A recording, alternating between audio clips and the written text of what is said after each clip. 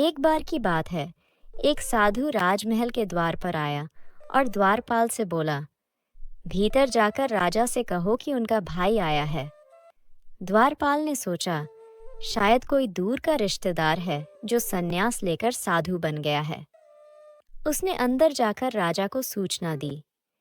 यह सुनकर राजा मुस्कुराया और साधु को भीतर बुलाया और अपने पास बैठने को कहा। साधु ने पूछा, कहो अनुज, तुम्हारे हालचाल कैसे हैं? राजा ने उत्तर दिया, मैं ठीक हूँ। आप कैसे हैं भैया?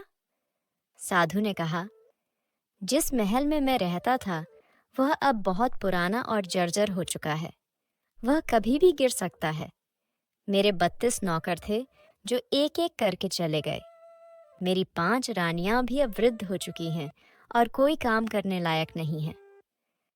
यह सुनकर राजा ने साधु को 10 सोने के सिक्के देने का आदेश दिया। साधु ने कहा, ये 10 सोने के सिक्के तो बहुत कम हैं।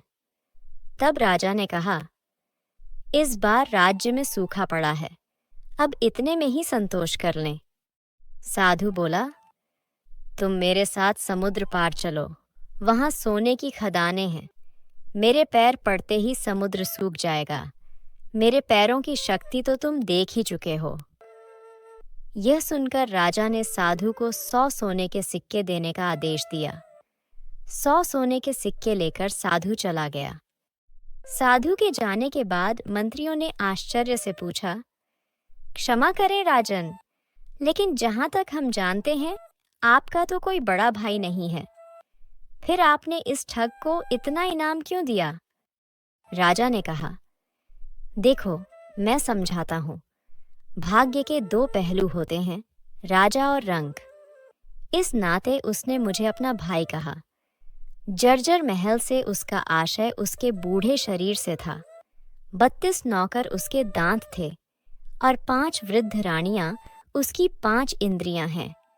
समुद्र के बहाने उसने मुझे उल्हाना दिया कि राजमहल में उसके पैर रखते ही मेरा राजकोष सूख गया। उसने मुझे संकेत दिया कि मैं उसे सोने से तोल सकता था। इसलिए उसकी बुद्धिमानी से प्रसन्न होकर मैंने उसे 100 सोने के सिक्के दिए और कल से मैं उसे अपना सलाहकार नियुक्त करूंगा।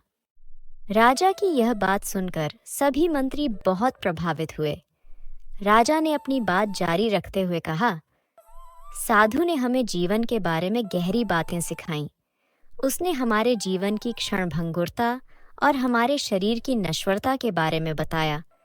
उसने संकेत दिया कि समय के साथ हमारे शरीर भी जर्जर हो जाते हैं और हमारे दांत और इंद्रियां कमज़ोर हो जाती हैं।